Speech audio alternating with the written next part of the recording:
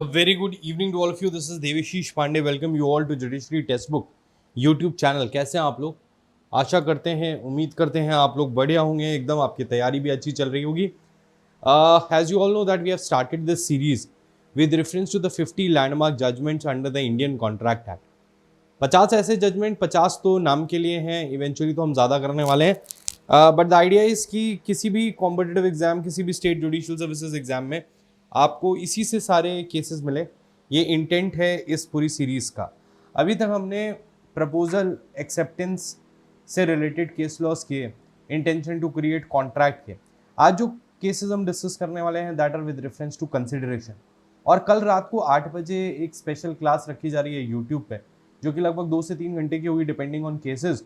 और उसमें सारे ही कॉन्ट्रैक्ट एक्ट के केसेस जो हैं वो हम डिस्कस करने वाले हैं. कल इस सीरीज़ को हम कंप्लीट करने वाले हैं. ठीक है, तो आइए चलिए स्टार्ट कर दें हम और आप with reference to the important case laws under the Indian Contract Act. अपन ने ये सारे कर लिए थे.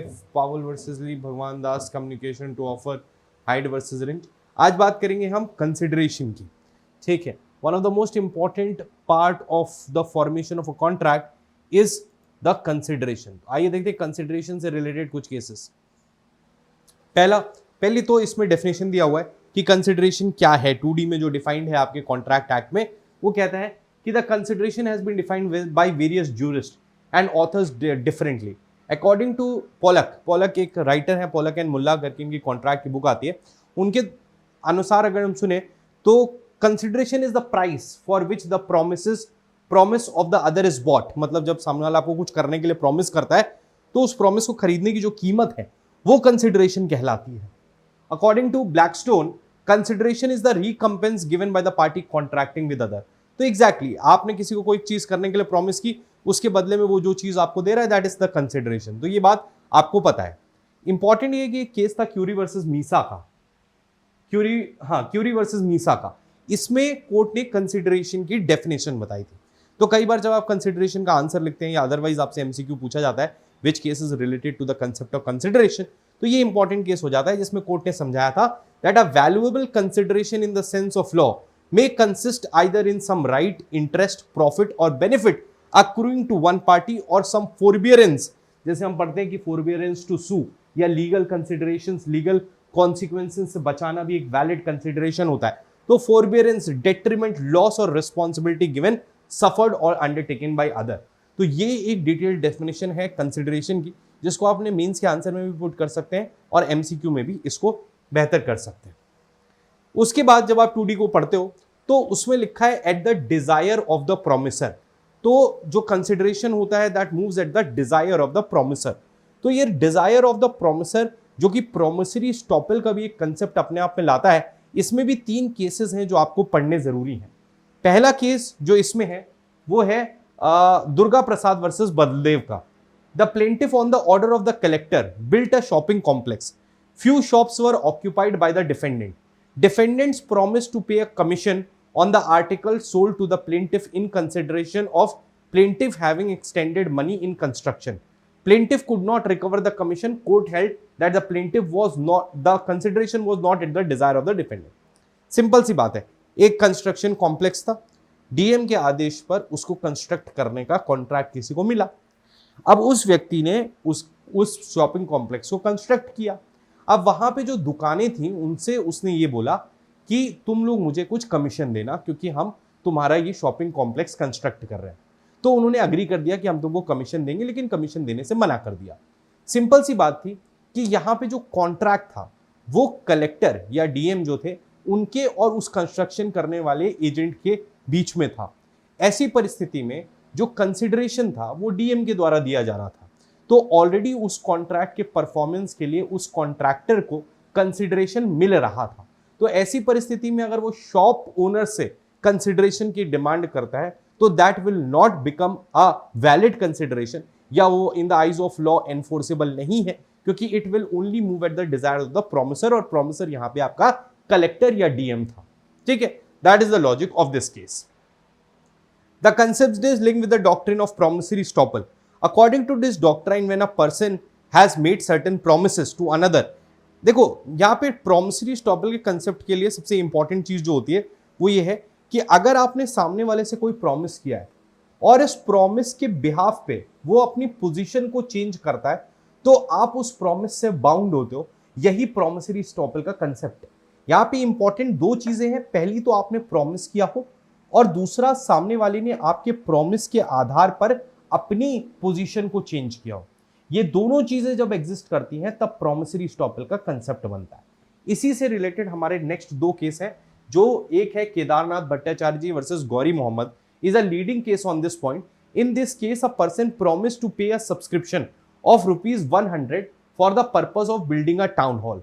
On the faith of the subscription, the promisee entered into an agreement with the contractor for the construction of town hall.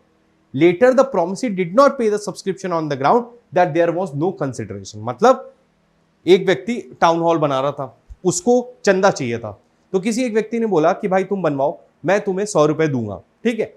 अब उसने उसके प्रॉमिस के आधार पर एक कॉन्ट्रैक्टर से बात कर ली और उसको बनवाना शुरू कर दिया।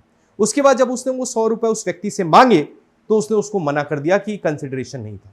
तो लॉ कहता है कि यहां पे प्रॉमिसरी एस्टॉपल का कंसेप्ट लगेगा। अगर आपने किसी को प्रॉमिस किया है कि आप कंसिडरेशन पे करोगे और वो व्यक्ति उस वजह से अपनी पोजीशन को ऑल्टर करता है, तो आपको उसका पेमेंट करना पड़ेगा। You cannot get away with that. यही है कंसेप्ट प्रॉमिसरी एस्टॉपल का। The court held that the act of the promisee in entering into the contract with the contractor was done at the desire of the promiser so as to constitute consideration within the meaning of section 2D.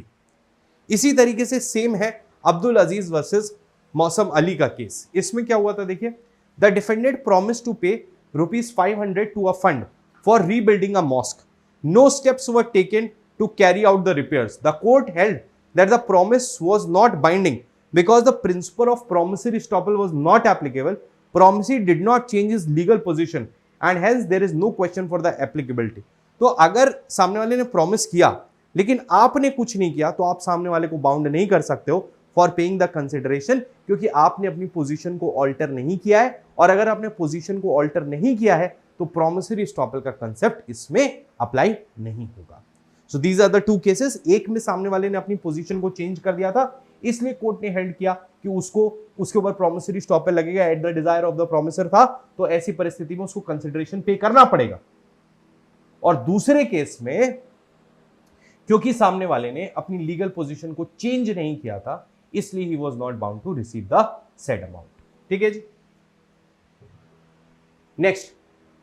Next concept आता है doctrine of privity of contract, या privity of contract और privity of consideration. देखो, privity का मतलब होता है नजदीकता, इसका मतलब होता है पार्टीज टू द कॉन्ट्रैक्ट। जब आप प्रिविटी ऑफ कॉन्ट्रैक्ट की बात करते हो तो प्रिविटी ऑफ कॉन्ट्रैक्ट का मतलब होता है only the parties to the contract can sue each other for the legal compliances. A stranger to a contract has no right to enter between the parties. मतलब अगर दो लोगों के बीच में कॉन्ट्रैक्ट है और उनके बीच में कोई भी डिस्प्यूट अराइज होता है तो इवेंचुअली वो दोनों ही एक दूसरे के अगेंस्ट केस कर सकते हैं। एक तीसरा इंसान जो कि उस कॉन्ट्रैक्ट में पार्टी नहीं था, he cannot initiate legal proceedings because he is a stranger to the contract and there is no privity of contract. जब हम प्रिविटी ऑफ कॉन्ट्रैक्ट की बात करते हैं तो इंडिया में प्रिविटी ऑफ कॉन्ट्रैक्ट का प्रिंसिपल लगता है, ठीक है, कि only parties to the contract can sue. ठीक है, चलिए। Privity of contract means the stranger to the contract cannot sue. It means in a contractual obligation arising between the parties to the contract, only a person who is not to the party, stranger to a contract, cannot institute an action. ठीक है। English law में the doctrine is rooted in English law from the famous case of Twiddle versus Atkinson. In this case, the plaintiff was to be married to the daughter of A. In consideration of intended marriage, A and the plaintiff's father entered into an agreement by which it was decided that both the fathers would pay plaintiff a sum of money. A failed to do so and the plaintiff sued. The court held that no stranger to a contract can sue although it is made for his benefit. This case laid the foundation of doctrine of privity of contract. मतलब एक लड़का और एक लड़की शादी करने वाले थे। लड़के और लड़की दोनों के पिताजी लोगों ने आपस में कॉन्ट्रैक्ट किया कि वो शादी के बाद अपने बच्चों को एक स्पेसिफिक अमाउंट का पैसा पे करेंगे। दोनों ने आपस में कॉन्ट्रैक्ट किया। उसके बाद लड़की के पिताजी ने पैसा देने से मना कर दिया, तो लड़के ने उनके अगेंस्ट केस किया क्योंकि उसके पिताजी की डेथ हो चुकी थी कि भाई ये कॉन्ट्रैक्ट आप एनफोर्स नहीं कर रहे हो। तो कोर्ट ने कहा कि भले ही इस कॉन्ट्रैक्ट का इफेक्ट आपके बेनिफिट के लिए है, लेकिन आप इस कॉन्ट्रैक्ट में पार्टी नहीं थे, तो प्रिविटी ऑफ कॉन्ट्रैक्ट ही कहता है कि stranger to the contract can not sue. तो ऐसी परिस्थिति में क्योंकि आप इसमें पार्टी नहीं थे और आप इस कॉन्ट्रैक्ट के लिए एक स्ट्रेंजर थे, इसलिए आप इसको एनफोर्स नहीं करा सकते, इसलिए आप इसको इन्फोर्स नहीं करा सकते। ठीक है, thank you Kavya ji. This is known as privity of contract. The privity of contract was affirmed by the House of Lords in Dunlop Pneumatic Tyres versus Selfridge Company Limited. In this case, the plaintiff sold certain goods to Dew and Company and entered into an agreement with them that they would not sell the goods below a list price. If they will sell the goods to another trader, they would secure a similar undertaking from them. Dew and Company sold the goods to the defendant, who also agreed with Dew not to sell the goods below the list price. However, Selfridge and Company sold the goods below the list price and the plaintiff sued them. The court held that the plaintiff cannot sue defendants because there was no contract between them. इसका क्या मतलब हुआ, मैं आपको समझाता हूँ। ठीक है, मैं आपको समझाता हूँ हाउ डज इट वर्क्स। ये ऐसे वर्क कर रहा है कि मान लो एक पेरेंट कंपनी है, ठीक है, पेरेंट कंपनी है, उससे ए ने कॉन्ट्रैक्ट किया, ठीक है, कि आप मुझे सामान सप्लाई करोगे, लेकिन आप अगर किसी और को भी सामान सप्लाई करोगे तो ये मेक श्योर करोगे कि वो लोग एक स्पेसिफिक प्राइस से नीचे प्रोडक्ट को नहीं सेल करेंगे। अब इस पेरेंट कंपनी ने एक दूसरी कंपनी को अपने गुड्स सेल किए और उनसे भी ये कॉन्ट्रैक्ट किया कि आप एक स्पेसिफिक अमाउंट के नीचे गुड्स को सेल नहीं करेंगे। अब इस कंपनी ने उस कॉन्ट्रैक्ट को वॉयलेट किया, तो ये जो ए कंपनी थी इसने बी के अगेंस्ट सूट किया कि तुमने इस बात को नहीं माना। तो कोर्ट ने कहा कि कॉन्ट्रैक्ट इस मेन कंपनी और बी कंपनी के बीच में था, तो ये इसको सू कर सकता है, बट आप इसको सू नहीं कर सकते। यही कंसेप्ट जो है वो प्रिविटी ऑफ कॉन्ट्रैक्ट कहलाता है, जो Dunlop Pneumatic Tyres Company versus Selfridge Company Private Limited में हेल्ड किया गया था। ठीक है, समझ में आ गई आपको बात? नहीं समझ में आई हो पीछे करके देख लेना, आपको समझ में आ जाएगी। There is no specific proof, ये इंग्लिश लॉ की बात है। तो इंग्लिश लॉ में ये तीन केसेस हैं, एक डनलप प्यूमेटिक टायर्स और ये ट्विडल वर्सेस एटकिंसन, ये इंग्लिश लॉ के दो केसेस हैं। इंडियन लॉ की जब हम बात करते हैं तो इंडियन लॉ में भी डायरेक्ट नहीं दिया हुआ है privity of contract. Initially divergent view थे, बट आज के टाइम पे हमारे देश में भी लगता है। Privy Council extended the doctrine of privity of contract to India in Jamuna Das versus Pandit Ram Avatar Pande. In this case A borrowed ₹40,000 by executing a mortgage in favor of B. Later she sold the property to C for 44 and allowed C to retain 40,000 in the price in order to redeem. B sued C. The action failed because C was not the party. वही बात कि दो लोगों के बीच में हुआ, तीसरा privity of contract. Subsequently, Supreme Court MC Chaco versus State Bank of Travancore held that the doctrine of privity of contract is applicable in India. In this case भी यही चीज हुआ था, सेम फैक्ट्स थे बैंक के साथ contract का, but concept ये आपको जो याद रखना है कि privity of contract has application in India. जब हम प्रिविटी ऑफ कंसिडरेशन बोलते हैं, ठीक है, तो प्रिविटी ऑफ कंसिडरेशन के केस में ब्रिटिश में प्रिविटी ऑफ कंसिडरेशन की प्रिंसिपल अप्लाई नहीं होता है, इंडिया में अप्लाई होता है। ठीक है, चलिए, तो ये बात आपको समझ में आ गई, प्रिविटी ऑफ कॉन्ट्रैक्ट और प्रिविटी ऑफ कंसिडरेशन। अच्छा, अब एक और कंसेप्ट आता है, that is adequacy of consideration. It is not necessary that the consideration must be adequate. देखो, adequacy of consideration is not an issue. हाँ, कभी कभी जब आप देखते हो, आप बात करोगे अनड्यू इन्फ्लुएंस की।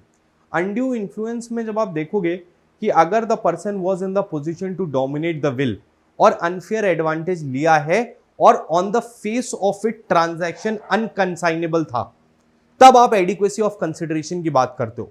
वरना adequacy of consideration is not the question of law. Contract के लिए कंसिडरेशन जरूरी है, एडिक्वेट है या नहीं ये जरूरी नहीं है। ठीक है, तो इस बात को भी आप ध्यान रखिएगा। Indian Contract Act does not provide any provision mandating adequacy of consideration. Parties are free to mutually decide the consideration. Bolton versus Madden के केस में court held that adequacy of consideration is for the parties to consider at the time of making the agreement. जैसा parties को सही लगता है वो अपने contract करते समय डिसाइड कर सकते हैं कि कंसिडरेशन एडिक्वेट है या नहीं है। It is not for the court to decide at the time when agreement is sought to be enforced. Explanation to section 25 provides that an agreement to which the consent of the promisor is freely given is not void merely because the consideration is inadequate. तो 25 का explanation 2 भी जो है वो भी इसी के साथ में आएगा। The only requirement is that the consideration must be real and not illusionary. Illusionary नहीं होना चाहिए, रियल होना चाहिए, some value in the eyes of law होना चाहिए। 1 रुपए 2 रुपए है उससे कोई दिक्कत नहीं है, बट इमेजिनरी नहीं होना चाहिए, रियल होना चाहिए। It must have some values in the eyes of law. The word something used in section 2D indicates that consideration must have some value. Supreme Court in Chitambra Iyer versus P.S. Ranga Iyer held that something means some value in the eyes of law. It does not mean only parties regard it as valuable. Law must also regard it valuable. For example, A promises to give B his car. Give his car to B, provided he takes it from the garage. It is not a real consideration. On the other hand, A promises to give his luxury car for a meager amount of 10,000, then it is real consideration. मतलब अगर आपसे कोई कहे कि आपको अगर मेरी car चाहिए तो आपको गैराज से निकाल के कार ले जानी होगी, this is not a real consideration. But हाँ, अगर 10 लाख की कार आपको 10,000 रुपए में कोई दे रहा है तो that is a real consideration. उसके लिए कोर्ट वो नहीं करेगी, बिकॉज कॉन्ट्रैक्ट में जो कंसेंट ऑफ द पार्टीज है या कंसेंसस एड इडम है, जो concept, that is the most important thing. Contract act कहीं ना कहीं पार्टीज की कंसेंट को रेगुलेट नहीं करता है। कॉन्ट्रैक्ट एक्ट ये बताता है कि अगर आपने कॉन्ट्रैक्ट के प्रिंसिपल्स को फॉलो करते हुए एक कॉन्ट्रैक्ट में एंटर किए हैं तो लॉ उसके एनफोर्समेंट के लिए आपको प्रोटेक्ट करेगा। That is what the contract act tells you. It does not tells you that what you have to agree to. वो आपकी खुद की कंसेंट है, वो आपका खुद का दिमाग है, वो आपकी खुद की प्रायोरिटी है, वो आप खुद से करेंगे। ठीक है, जैसा कि आपको पता है कि सेक्शन 10 में रिक्वायरमेंट्स दी हैं किस तरीके से एक अग्रीमेंट जो है वो कॉन्ट्रैक्ट बनता है, और उसमें पहली जो रिक्वायरमेंट है that is the competency of the parties. So it is very important कि अगर किसी भी अग्रीमेंट को कॉन्ट्रैक्ट बनना है तो जो पार्टीज होनी चाहिए वो कॉम्पिटेंट होनी चाहिए। एंड व्हेन आई से कॉम्पिटेंट इट मीन्स 3 थिंग्स। पहला, पार्टीज मेजर होनी चाहिए, दूसरी साउंड माइंड होनी चाहिए, और तीसरी नॉट डिस्क्वालीफाइड बाय लॉ होनी चाहिए। जब हम मेजर की बात करते हैं तो डेफिनेटली इंडियन माइनॉरिटी एक्ट के अंदर जो एज दी हुई है माइनॉरिटी की, उसके अनुसार कोई भी पार्टी जो है वो मेजर होनी चाहिए। ठीक है, अब जब मेजर और माइनर की हम बात करते हैं या कॉम्पिटेंसी ऑफ द कॉन्ट्रैक्ट की बात करते हैं तो पहला जो सबसे मोस्ट इंपॉर्टेंट केस आता है दैट इज द मोहरी बीबी केस, मोहरी बीबी वर्सेस धर्मोदास घोष। तो यहाँ पे बेसिक से शुरू करते हैं कि क्या कहता है, थोड़ा सा इसको, हाँ correct, whether the minor's agreement is void और कॉन्ट्रैक्ट वॉइडेबल। देखो, माइनर के साथ किया गया कॉन्ट्रैक्ट जो होता है वो एक अग्रीमेंट होता है वॉइड एब इनिशियो, वो एक वॉइडेबल कॉन्ट्रैक्ट नहीं होता है। कहने का मतलब it is zero from the very starting. तो ये बात जो थी ये मोहरी बीवी वर्सेस धर्मोदास घोष के केस में बताया गया था। तो इसमें जो धर्मोदास घोष था वो एक महाजन था, carried out business of money lending. Dharmodas Ghosh approach the minor for a loan. He was a minor and represented himself to be a major. तो धर्मोदास घोष जो था वो एक माइनर था और उसने रिप्रेजेंट किया कि वो एक मेजर है, और उसने महाजन से पैसा उधार लिया। ठीक है, agent was aware that Dharmodas Ghosh was minor. Loan agreement was made between the Mahajan and the minor agent. Mahajan made the part payment of certain money and minor mortgaged his 2 properties. Dharmodas mother filed a suit for cancellation of mortgage. मतलब धर्मोदास की माँ ने कहा कि क्योंकि हमारा बच्चा minor है तो इसके साथ किया गया कोई भी पैसे के लिए जो आपने एडवांस लेके मॉर्गेज किया था वो मॉर्गेज डीड वैलिड नहीं होगी, कि he is not competent to contract. ठीक है, Dharmodas mother filed a suit for the cancellation of mortgage on the ground that he was minor. Mahajan raised the following contentions. Minors agreement is voidable contract and not void agreement. Principle of estoppel should apply, या फिर restitution होना चाहिए under section 65। तो यहाँ 3-4 मुख्य बातें जो थी वो कोर्ट के सामने निकल के आई। तो कोर्ट का क्या ऑब्जर्वेशन था? The court held that minors agreement is not a voidable contract. It is an agreement void ab initio। तो जो कंसेप्ट यहाँ से निकल के आता है वो ये है कि आपको हमेशा ध्यान रखना है कि माइनर के साथ किया गया जो कॉन्ट्रैक्ट है that is not a voidable contract, it is an agreement void ab initio, that is void from the very beginning. उसके बाद court held that according to section 11 it is essential that all contracting party should be competent to contract and it is expressly provided that a person who is not the age of majority can not make a contract. The court further held that the question whether the contract is voidable presupposes the existence of contract. There is no contract at the first instance, so there is no question of it being voidable. Therefore, the law is settled that minors agreement is void ab initio. ठीक है, ये बात समझ में आ गई। ये हो गया मोहरी बीबी वर्सेस धर्मोदास घोष। ठीक है, इसके बाद नेक्स्ट केस देखते हैं। अस्कारी मिर्जा वर्सेस बीवी जया किशोरी, इसमें क्या गया था, give an example that the consent obtained, अच्छा ये अनड्यू इन्फ्लुएंस आ गया, ठीक है। तो इसमें आपका यही मेन केस है। बाकी खानगुल वर्सेस लाखा सिंह में भी सेम चीज हुई थी, रेस्टिट्यूशन से रिलेटेड था, उसको 65 में हम देख लेंगे, ठीक है। चलिए ग्रेट। इसके बाद नेक्स्ट पॉइंट जो आता है वो आता है फ्री कंसेंट का। जब हम देखते हैं कि सेक्शन 10 की रिक्वायरमेंट्स की हम बात करते हैं कि एक अग्रीमेंट को कॉन्ट्रैक्ट बनने के लिए क्या क्या जरूरी है, तो उसमें पहली चीज जो होती है वो होती है competency of the parties. Competency of the parties के बाद जो नेक्स्ट चीज आती है वो होती है फ्री कंसेंट। जब हम फ्री कंसेंट की बात करते हैं तो फ्री कंसेंट के अंदर पहला चीज आता है कोर्शन, ठीक है। कोर्शन के अंदर यहाँ पे दो केसेस जो है वो मैंने आपको लिखवाए हुए हैं। कोर्शन के बाद अनड्यू इन्फ्लुएंस, फ्रॉड, मिसरिप्रेजेंटेशन और मिस्टेक। तो कोर्शन के अंदर सबसे पहले इस केस को देखते हैं। बेसिकली कोर्शन आपने देखा है सेक्शन 15 में क्या बोलता है, कमिटिंग और threatening to commit any act forbidden by IPC, unlawful detaining और threatening to detain the property amounts to coercion. ये दो चीजें होती है जिसके अंदर कोर्शन लगता है। Privy council in Askari Mirza versus Bibi Jaya Kishori give an example that consent obtained at the point of pistol by threatening to cause hurt और बाय इंटिमेशन और by threatening to burn man house is not free consent. Court held that a contract made to avoid threatened prosecution was held to be not coercion. Such act would be forbidden by IPC only when the person threatened to file false charges. तो यहाँ पे दो चीजें समझ में आती है कि जो कोर्शन होता है उसका मतलब होता है कि आप किसी को डरा रहे हो, थ्रेटन कर रहे हो कोई आईपीसी के अंदर अपराध करने का। तो अगर कोई आपके सर पे बंदूक रख के कोई कॉन्ट्रैक्ट कराता है तो डेफिनेटली दैट इज कोर्शन। लेकिन कोई अगर आपसे ये कहता है कि अगर आप इस कॉन्ट्रैक्ट को साइन नहीं करोगे तो मैं आपके अगेंस्ट लीगल प्रोसीडिंग्स फाइल कर दूंगा, तो that is not coercion. Why? Because किसी का भी राइट है कि आपके अगेंस्ट या मेरे अगेंस्ट किसी के भी अगेंस्ट लीगल प्रोसीडिंग्स इनिशिएट कर सकता है, तो वो एक एक्ट फॉरबिडन बाय लॉ नहीं है, ठीक है। तो उसके लिए आप कोर्शन नहीं प्लीड कर सकते, बट बाकी चीजों के लिए कर सकते हैं। इसी तरीके से एक और केस था चिकम अमीराजू वर्सेस चिकम सेशम्मा का। Court held that threat to commit suicide amounts to coercion. अब यहाँ पे सवाल यह आया था कि जैसा कि आपको पता है कि हमारे आईपीसी में या बीएनएस की अगर हम बात करें तो अटेम्प्ट टू कमिट सुसाइड एक अपराध होता है, कमिटिंग सुसाइड अपराध नहीं होता है। और उसका कारण भी यही होता है क्योंकि अगर कोई सुसाइड करेगा तो उसको कैसे आप क्या नाम, अगर सुसाइड उसकी सक्सेसफुल हो गई तो आप उसको कैसे प्रोसिक्यूट कर पाओगे? You can not do that. तो सवाल यह आता है कि जब attempting committing suicide is not offence, तो फिर आईपीसी के अंदर हाँ, तो जब आपने देखा कि जब हम बात करते हैं कि हाँ, मैं ये कह रहा हूं कि आईपीसी के अंदर कोई ऑफेंस है उसको थ्रेट करना कोर्शन कहलाता है, लेकिन attempting suicide is not an offence under IPC. तो सवाल ये था कि अगर कोई सुसाइड करने की धमकी दे रहा है तो क्या वो कोर्शन आएगा? तो लॉ ने समझाया कि भाई कमिटिंग सुसाइड को अपराध इसलिए नहीं बनाया गया क्योंकि सामने वाले को प्रोसिक्यूट करना मुश्किल है, बट इवेंचुअली पब्लिक पॉलिसी ये कहती है कि वो एक अपराध है, तो इस वजह से अगर कोई सुसाइड करने का भी थ्रेट करता है तो that will also amount to coercion, ठीक है। चिकम अमीराजू वर्सेस चिकम सेशम्मा। इसके बाद बात आती है अनड्यू इन्फ्लुएंस की। इसके बाद बात आती है अनड्यू इन्फ्लुएंस की। अनड्यू इन्फ्लुएंस में क्या क्या चीजें होती हैं आपको पता है कि अनड्यू इन्फ्लुएंस अगर दो पर्सन है जिसमें से एक person in the authority to dominate the will of the other है एंड यूजेस द पोजिशन, तो उसको हम क्या बोलते हैं? अनड्यू इन्फ्लुएंस बोलते हैं। तो ये जो डोमिनेटिंग पोजीशन है उसको एक्सप्लेन करता हुआ एक केस है।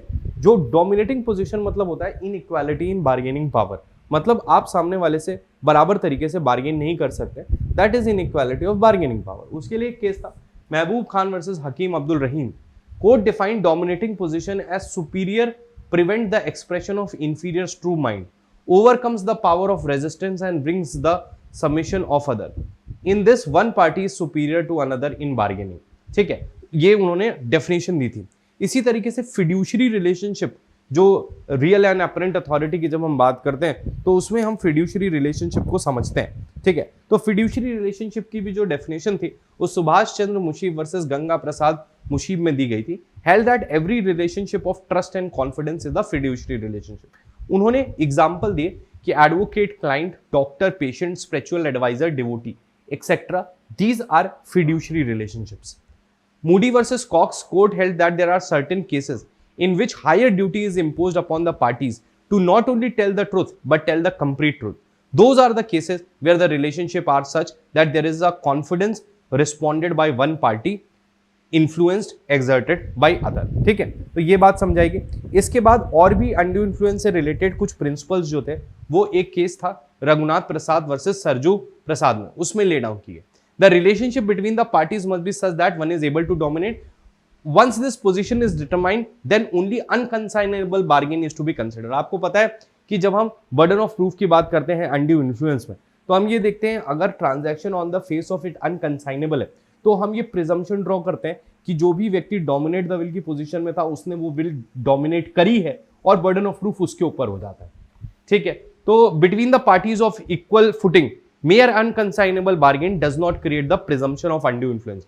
अगर डोमिनेटिंग द विल की सिचुएशन नहीं थी और दोनों लोग इक्वल बार्गेन की पोजीशन में थे, तो ऐसी परिस्थिति में ये कहना कि आपका अनकंसाइनेबल बार्गेन है, तो that will not raise a presumption of undue influence. ये बात यहां पे समझाई गई थी। Mere fact the bargain is hard is no ground in itself to grant relief.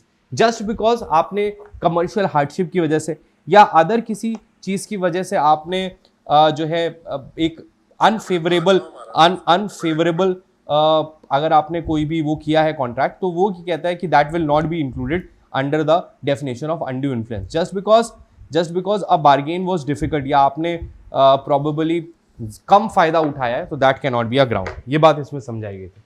ठीक है, Smith versus Hughes the court held that it is essential for creation of the contract agree. हाँ, कंसेंसस एडिडम या consent के बारे में इस case में समझाया गया था। ठीक है, सेक्शन 23 ऑब्जेक्ट एंड कंसिडरेशन के बारे में समझाता है। तो इसमें भी एक केस था जफर मेहर अली वर्सेस बज जूट मिल्स कंपनी लिमिटेड। इसमें कोर्ट ने समझाया था कि आर्टिकल 20 सेक्शन नंबर 23 में जब हम ऑब्जेक्ट एंड कंसिडरेशन की बात करते हैं, तो उसका ये मतलब है कि आपको ये समझना है कि ऑब्जेक्ट का मतलब होता है किस नियत से किया जा रहा है। कंसिडरेशन भी अनलॉफुल हो सकता है, तब भी वो वैलिड नहीं होगा। ऑब्जेक्ट क्या होता है, ये बात इस केस में समझाई थी। इन्होंने कहा the word object in section 23 is not used in the same sense as consideration. Object means purpose or design. For example, the money is borrowed for the marriage of a minor. The object of the marriage will be the consideration in the loan taken. तो ये case था जिसने section number 23 के अंदर object के बारे में समझाया था। ठीक है, ऑब्जेक्ट के बारे में समझाया था, तो आप इसको भी देख सकते हो। इसके बाद जो आ गया आपका घेरूलाल पारेख, इसने 23 में बहुत सारी चीजें समझाई, बट मेन चीज जो इसने समझाई थी वो थी इमोरल की बात। घेरूलाल पारेख वर्सेस महादेव दास में जब आप सेक्शन 23 को पढ़ते हैं, तो इसमें बोलता है इमोरल और अपोज टू पब्लिक पॉलिसी। किसको ऑब्जेक्ट को माना जाएगा, इमोरल और अपोज टू पब्लिक पॉलिसी, ये सवाल था। तो इन्होंने समझाया the court held that the operation of doctrine of immorality is confined to sexual immorality. For example, settlement in consideration for concubinage, contract for sale और hire of things used in brothel, agreement to pay money for future illicit cohabitation are held to be immoral। तो उन्होंने बताया था कि जब हम 23 के context में ऑब्जेक्ट को इमोरल देखते हैं, तो इमोरलिटी यहाँ पे सेक्सुअल इमोरलिटी से डील करता है, और इस तरीके के एक्ट्स में किए गए जो कॉन्ट्रैक्ट्स होते हैं उनको ऑब्जेक्ट इलीगल होता है, इसलिए वो वॉइड होते हैं। ठीक है, उसके बाद घेरूलाल पारेख ने पब्लिक पॉलिसी को भी समझाया। They said that public policy is an elusive concept। ये बार बार पूछा जाता है किस केस में कहा। It is a branch of common law, hence it is governed by precedent. Principles of public policy have been crystallized under various heads. This concept should only be invoked in clear और बाकी सारी चीजें। इसमें Richardson versus मेलिश का case था, जहां पे justice Burrough ने कहा public policy is an unruly horse and when once you get astride you never know where it will carry you. तो ये एक स्टेटमेंट जो है वो एमसीक्यू में आपसे बार बार पूछा जाता है, तो इसको भी आप यहां पे याद रखेंगे। ठीक है, अच्छा, इसके बाद हम नेक्स्ट टॉपिक पे जाते हैं, that is freedom of trade की बात करने, agreement in restraint of trade और फ्रीडम ऑफ ट्रेड से इसका रिलेशन। अब सवाल यह आता है कि agreement in restraint of trade is void, कि आप अगर किसी को अपना ट्रेड एंड ऑक्यूपेशन एक्सरसाइज करने से रोकते हैं, तो that kind of agreement is void. ये बात आप जानते हैं।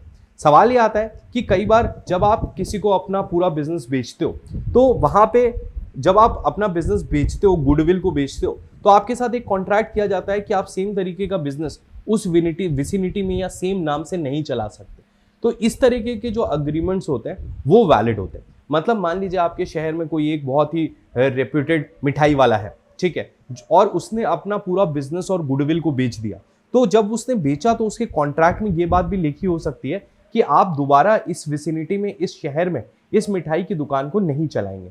So that is another way of putting it. तो इसमें Vancouver malt and salt brewing company versus Vancouver था, produced a kind of Japanese liquor sake. The company was involved in manufacturing sake only. It sold the goodwill of wine and beer. However, the right to produce sake was not sold. The court had the agreement to be void, क्योंकि वो goodwill बेच रहे हैं तो वो भी करेंगे। जैसे Gujarat bottling company versus Coca Cola limited, ये भी एक लैंडमार्क केस है जो बताता है कि किस तरीके से agreement in restraint of trade लग सकता है। मैंने आपको शायद पहले भी बताया था कि अगर आप किसी दुकान में जाएं जहां पे कोल्ड ड्रिंक मिलती हो, तो आप देखोगे एक ही ब्रांड की कोल्ड ड्रिंक वो लोग रखते हैं। यानी कि अगर आप कोका कोला के ब्रांड्स रख रहे हो तो आप पेप्सी वगैरह नहीं रख सकते हो, और अगर आप पेप्सी, स्प्राइट और बाकी चीज़ें रख रहे हो तो आप कोका कोला की ब्रांड नहीं रख सकते हो। तो इस तरह की जो अरेंजमेंट्स होते हैं इनको हमारे देश में वैलिड माना जाता है, ठीक है। तो ये चीज़ कोका कोला बॉटलिंग कंपनी में समझाया गया था।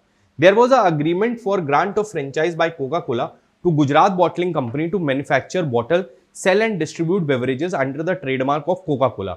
The agreement also contained a stipulation, मतलब एक कंडीशन थी that during the period of the agreement, Gujarat Bottling Company would not deal with any other company. Court held that negative stimulation was not in restraint of trade. On the other hand, it intended to promote the trade. तो इसको हम valid मानते हैं और यहाँ पे कोई भी प्रॉब्लम नहीं है, ठीक है। चलिए, तो इस तरह के अग्रीमेंट को हमेशा याद रखिएगा, agreement in restraint of trade में दे आर वैलिड। चलो, इसके बाद फिर क्या आता है, agreement which are under uncertain और एम्बिगुअस, ठीक है।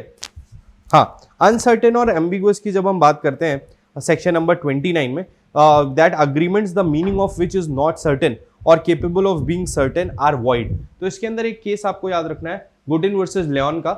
Horse was brought for a certain price and there was a promise to give 5 pounds more if the horse proved lucky.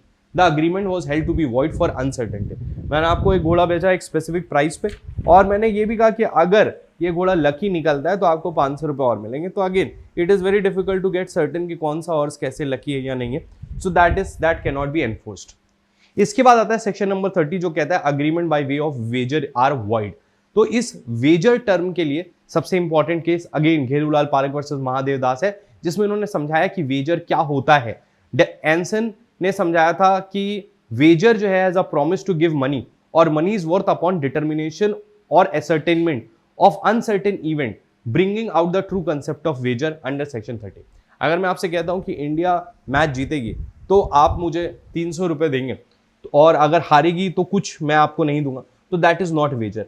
Vaser का मतलब होता है, वेजर के लिए 3 एसेंशियल्स होते हैं। पहला तो uncertain event, mutual chances of gain and loss. अगर इंडिया जीतेगी तो आप मुझे पैसा दोगे, अगर इंडिया हारेगी तो मैं आपको पैसा दूंगा। जब म्यूचुअल चांसेस ऑफ विन और लॉस होते हैं तभी वो एक वेजर बनता है। Neither party should have the interest except winning and losing. Neither party should have the control over the event.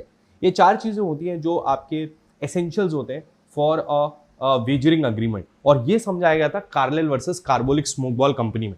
तो कार्लेल versus Carbolic Smoke Ball company का जो केस था, उसने ये 4 एसेंशियल्स जो हैं वेजरिंग के वो समझाए थे। जनरली आप कार्लेल versus Carbolic Smoke Ball company का केस सिर्फ और सिर्फ जनरल ऑफर में पढ़ते हो, बट जब हम वेजरिंग की बात करते हैं तो घेरूलाल पारेख और कार्लेल versus Carbolic Smoke Ball company, ये दोनों ही केसों ने वेजरिंग अग्रीमेंट से रिलेटेड अपने कंसेप्ट को ले डाउन किया था, ठीक है। हालांकि एक बात और याद रखिएगा, घेरूलाल पारेख में भी ये समझाया गया था कि वेजरिंग अग्रीमेंट्स जो है वो इलीगल नहीं है, ठीक है। They are void but they are not illegal. मतलब अगर आपने किसी के साथ वेजर किया तो that is not enforceable in the court of law. मतलब मैंने आपके साथ शर्त लगाई और उसके बाद मैं शर्त हार गया, मैंने आपको पैसा नहीं दिया, तो आपके पास अधिकार नहीं है कि आप जाके क्या नाम है कोर्ट से एनफोर्स करा सको। बट पर से it is not illegal until and unless किसी स्टेट में स्पेसिफिक लेजिस्लेशन से उसको इलीगल बनाया जाए, ठीक है। ये समझ में आ गया, वेजर हो गया। ओके, अब आ जाते हैं हम इम्पॉसिबिलिटी पे। इम्पॉसिबिलिटी भी एक इंपॉर्टेंट कंसेप्ट है जब हम कॉन्ट्रैक्ट एक्ट को पढ़ते हैं। तो इम्पॉसिबिलिटी में बेसिकली ये होता है कि पहले ये प्रिजम्पशन था, या पहले लॉ इस तरीके से लिखा जाता था कि पहले ऐसा लिखा जाता था कि जो कॉन्ट्रैक्ट है वो हमेशा परफॉर्म्ड होना चाहिए। आप 37 में भी देखते हो, a contract that has been formed or that necessarily has to be performed. तो performance of the contract is very essential, ये हम चीज पहले पढ़ते थे। तो पहले इम्पॉसिबिलिटी जैसा कोई चीज नहीं था। क्यों नहीं था? क्योंकि कॉन्ट्रैक्ट तो हमेशा टर्म्स पे डील होता है, और अगर आपकी कॉन्ट्रैक्ट की टर्म्स में ऐसा कुछ लिखा नहीं है कि अगर कॉन्ट्रैक्ट इम्पॉसिबल टू परफॉर्म हो गया तो हम परफॉर्म नहीं करेंगे, तो पहले कोर्ट्स ये मानते थे कि इम्पॉसिबिलिटी कुछ नहीं है। लेटर ऑन कोर्ट्स ने केसेस में ये डिसाइड किया कि एक थ्योरी ऑफ इम्प्लाइड टर्म्स होती है। इसका ये मतलब होता है कि जब भी कोई कॉन्ट्रैक्ट करता है तो उसको सबकॉन्शियसली ये बात पता होती है कि अगर हमारे कॉन्ट्रैक्ट के टर्म्स इम्पॉसिबल टू परफॉर्म हो गए तो in that condition the contract can not be honoured. ये जो कंडीशन होती है, इसी कंडीशन को इस केस में समझाया गया था पैराडाइन वर्सेस जेन और टेलर वर्सेस कैडवेल में। देखो, टेलर वर्सेस कैडवेल में भी डॉक्ट्रिन ऑफ इम्प्लाइड टर्म समझाया गया था। It means that implied condition would be red into the contract that when the performance becomes impossible, तो at that point of time you just cannot enforce the contract. In this case the defendant agreed to let the plaintiff the use of the music hall, but before the concert would start the hall was destroyed by fire. The court held that every contract there is always an implied condition that the party shall be excused in case of performance because becomes impossible. Another theory is qualifying power, वो same चीज है, उसको हटा दो। इसके बाद Satyabrata Ghosh versus Mugneeram Bangur, landmark case जिसने impossible word को समझाया था 56 में, जो कहता है कि both physical as well as practical impossibility.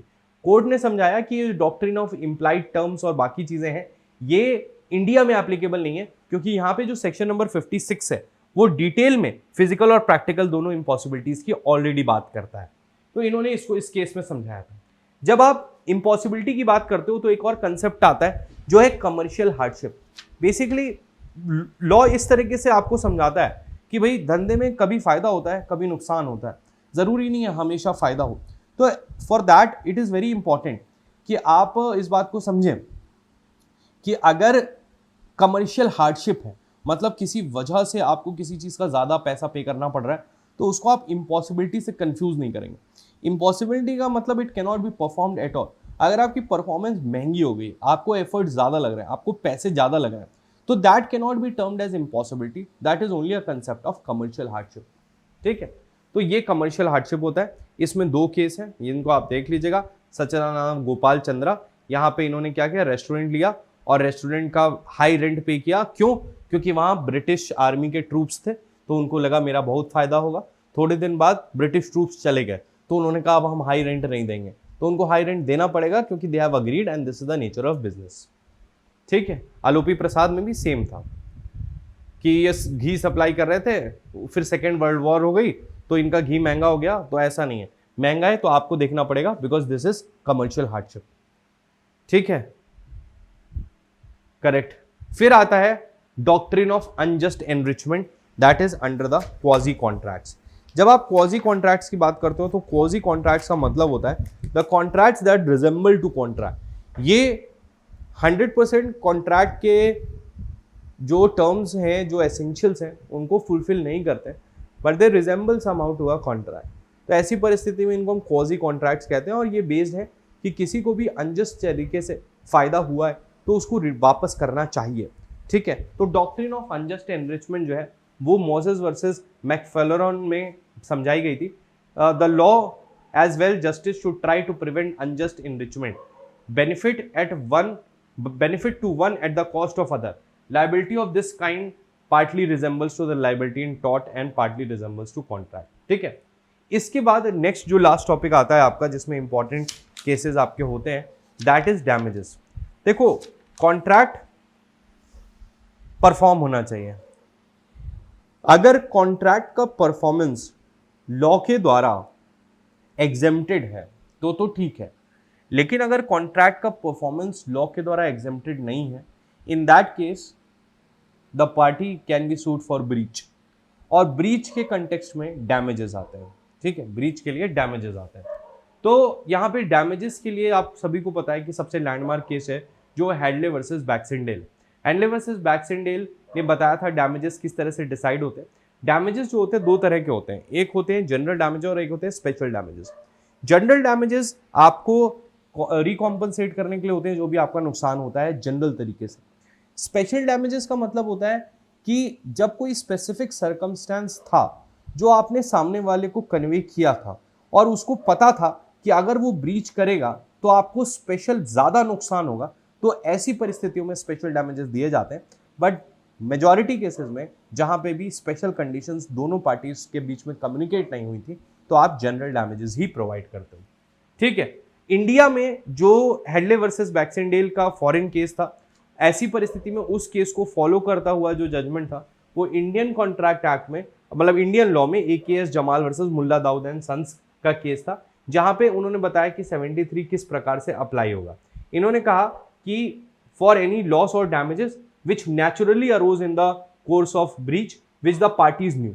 देखो, डैमेजेस के कंसेप्ट में वो यही समझते हैं कि जब भी कोई व्यक्ति कॉन्ट्रैक्ट का ब्रीच करता है तो at the time of breach ही हिमसेल्फ नोज कि अगर उसने ब्रीच किया तो सामने वाले को कितना नुकसान होगा, and that is how we decide the damages in case of general damages.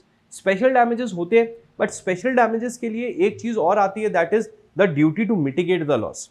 अगर आप स्पेशल डैमेज क्लेम भी कर रहे हो तो इट्स नॉट ओनली कि उसकी गलती थी तो आप डैमेजेस को बढ़ते रहने दोगे, आपने उस डैमेजेस को कम करने के लिए क्या किया ये भी कोर्ट चेक करता है। That is the mitigation of the loss, जिसके आधार पे आपके स्पेशल डैमेजेस निकाले जाते हैं। ठीक है, ये सारी चीज इसमें लिखी हुई है। कॉन्टेम्पलेशन ऑफ द पार्टीज, ठीक है,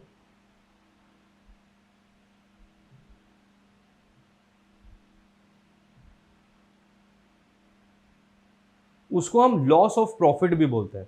ये जो आपके डैमेज होते हैं स्पेशल डैमेजेस, उनको लॉस ऑफ प्रॉफिट भी कहते हैं, जैसे इस केस में हुआ। अगर आप इस केस को भी देखते हो तो इस केस में क्या कहता है, in Madras railway company versus Govind Rao the plaintiff delivered a sewing machine and some cloth to the defendant railway company. They were to be sent to a place where the plaintiff expected to carry on his business with special profit owing to a festival. However, because of the fault of defendant companies, the goods were delayed and they reached their destination after the festival was over. Plaintiff claimed the loss of profit. The court held that damages for the loss of profit were too remote. The fact of special purpose of the festival was not known to the defendant. मान लेते हैं एक example के तौर पे loss of profit. मान लीजिए मेरे को अपने शहर में एक दिवाली पे पटाखे की दुकान लगानी है। अब मैंने शिवा काशी तमिलनाडु, जहाँ पे देश के अधिकतम पटाखे बनते हैं, वहाँ से मैंने पटाखे का ऑर्डर किया। मैंने उनको इस बात के बारे में बताया है कि मुझे दिवाली के एक हफ्ते पहले एक शॉप लगानी है जहाँ पे मैं पटाखे बेचना चाहता हूँ, जिसका मेरे पास लाइसेंस है और जिस वजह से ही मैं आपसे खरीद रहा हूँ। अब ऐसी परिस्थिति में अगर उनके क्रैकर्स जो हैं वो दिवाली के बाद आते हैं मेरे पास पार्सल से, तो ऐसी परिस्थिति में I can 100% claim loss of profits, because वो चीज़ उनको पता थी कि अगर उन्होंने ये डिलीवरी दिवाली के बाद करी तो it will be of no use too. तो ऐसी परिस्थितियों में आपको स्पेशल डैमेजेस या लॉस ऑफ प्रॉफिट भी मिलता है, बट जनरली आपको जनरल डैमेज ही मिलता है until and unless you have specifically clarified your situation and the party is aware कि अगर वो ब्रीच करते हैं तो आपको कितना डैमेज हो सकता है। ठीक है, Supreme Court in Bangalore Development Authority Syndicate Bank held that compensation for mental agony and suffering cannot be awarded under general law of contract. It can be awarded by applying principle of administrative law where one party is statutory authority. एक चीज होती है जहाँ पे लोग अक्सर बात करते हैं कि मेंटल एगोनी के लिए भी पैसा मिलना चाहिए। अगर मुझे किसी भी तरह से कॉन्ट्रैक्ट से ब्रीच से आपके कुछ टेंशन हुआ है तो जो मेंटल एगोनी हुई है उसके लिए भी मिलना चाहिए। तो उसके लिए कोर्ट ने कहा है कि भाई जनरल रूल ये नहीं, आपके सामने वाले के बीच में कॉन्ट्रैक्ट हुआ, आप बोल रहे हो कि नहीं मेंटल एगोनी हुई है, तो उसके लिए हमेशा नहीं मिलता है। What is important here is कि स्टैट्यूटरी केसेस में, गवर्नमेंट के केस में, जब किसी ने एम्प्लॉय के साथ किया हो कुछ इस तरह की चीज़ों में, तब भले लगता है, अदरवाइज नहीं लगता। ठीक है, दैट्स ऑल। ये थे आपके 50 केसेस जो इंडियन कॉन्ट्रैक्ट एक्ट के मैं लेके आया था आप सभी के लिए।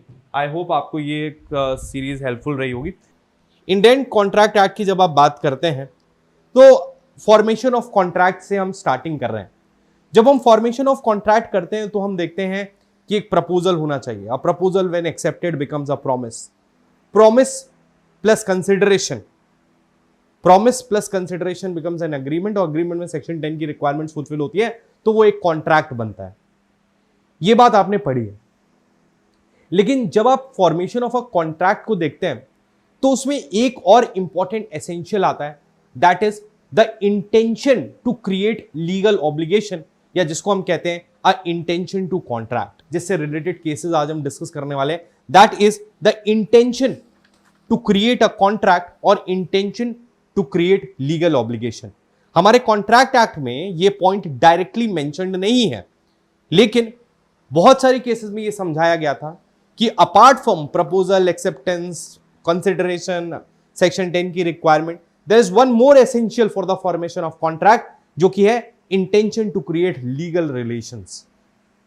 जैसे कि फॉर एग्जाम्पल के तौर पे, जैसे आप मान लीजिए क्लास 10th का कोई बच्चा है, 9th का बच्चा है या 10th में गया है, और उसके पेरेंट्स उससे कहते हैं कि बेटा अगर तुम 10th में 90% ले आते हो तो हम तुम्हें बाइक दिला देंगे। देखा जाए तो ये बाकी सारी टर्म्स में वो 18 साल से ऊपर है, बाकी सारी चीजें एग्जिस्ट करती हैं, तो ये एक वैलिड कॉन्ट्रैक्ट होना चाहिए। यानी कि अगर वो बच्चा 90% से ज्यादा मार्क्स लेके आता है तो उसके पेरेंट्स को उसको बाइक दिलानी चाहिए, और अगर वो नहीं दिलाते हैं तो उसके पास राइट है कि वो कोर्ट ऑफ लॉ में जाके ब्रीच ऑफ कॉन्ट्रैक्ट के लिए उनको सू कर सकता है, स्पेसिफिक परफॉर्मेंस मांग सकता है या डैमेजेस क्लेम कर सकता है। बट ऐसा नहीं होता है। क्यों नहीं होता है? क्योंकि this contract was not with the intention to create a contract, या फिर लीगल ऑब्लिगेशंस में पढ़ने के लिए यह कॉन्ट्रैक्ट नहीं किया गया था। और भले चाहे आप जाके इस पे सू कर लें, but you will not get the relief from the court of law. तो ये जो चीज होती है इसको हम बोलते हैं इंटेंशन टू कॉन्ट्रैक्ट। तो कई सारे जजमेंट्स में ये चीजें देखी गई हैं कि किस प्रकार से फैमिली अरेंजमेंट या सोशल अरेंजमेंट्स में हम इंटेंशन ऑफ कॉन्ट्रैक्ट को बहुत ऑब्जेक्टिवली देखते हैं, और वो फॉर्मेशन ऑफ कॉन्ट्रैक्ट का एक एसेंशियल। अभी जो इंटेंशन ऑफ कॉन्ट्रैक्ट टॉपिक है, इससे बहुत सारे जजमेंट्स हैं, मतलब 5-6 जजमेंट्स हैं जो आपसे पूछे जाते हैं, और ये जो डायरेक्टली लिखे नहीं हुए, लेकिन ये सवाल वैसे भी पेपर में आता है, और अदरवाइज भी ये जजमेंट्स आपसे लगातार पूछे जाते हैं किसी भी स्टेट की जुडिशियल सर्विसेज के एग्जाम में। तो आइए इससे पढ़ना शुरू करते हैं।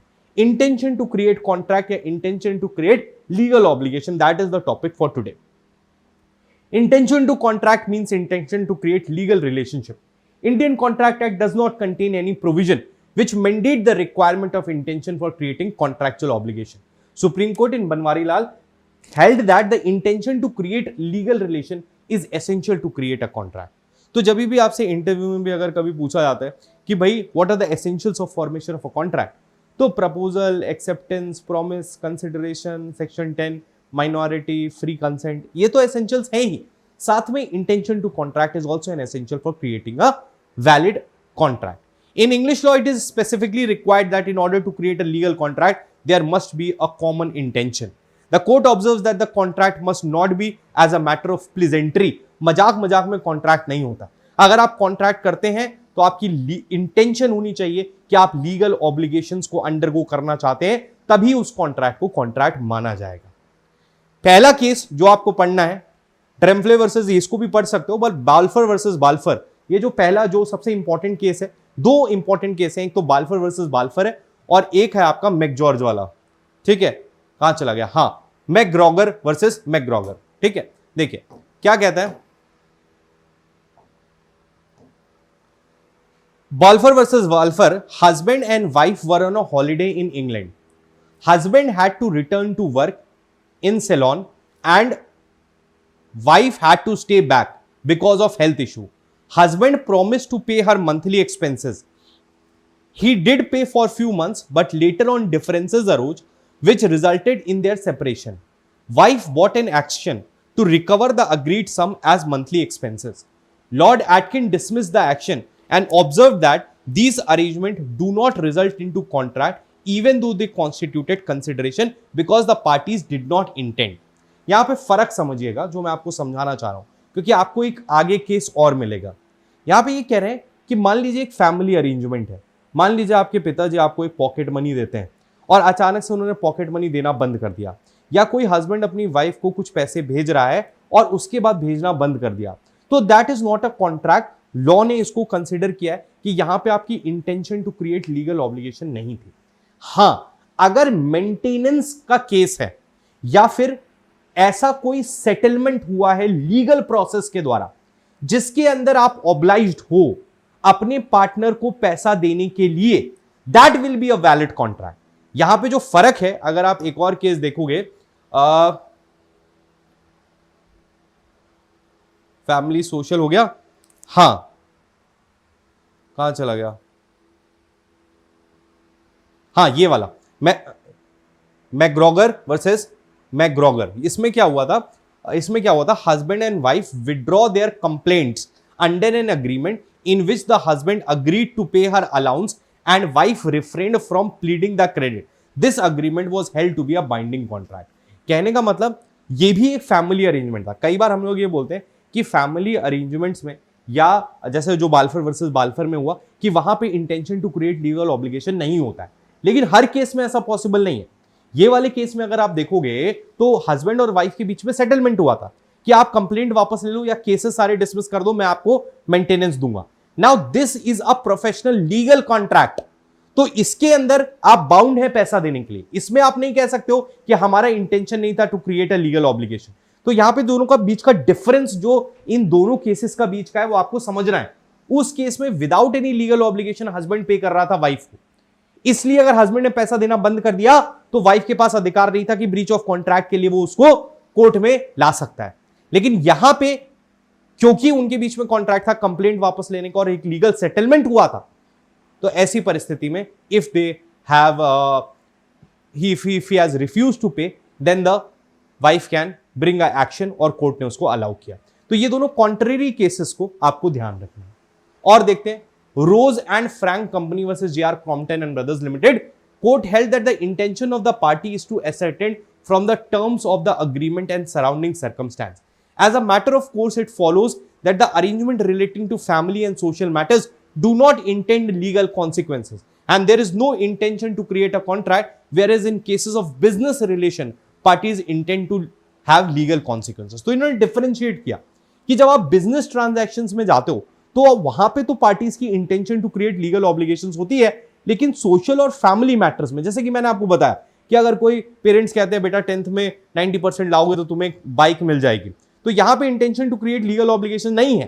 तो यहां पे अगर वो 90% ले भी आता है और उसको बाइक नहीं भी मिलती है तो भी वो 37 के अंदर नहीं जा सकता कि भाई कॉन्ट्रैक्ट मस्ट बी परफॉर्म, या स्पेसिफिक परफॉर्मेंस डैमेजेस क्लेम नहीं कर सकता।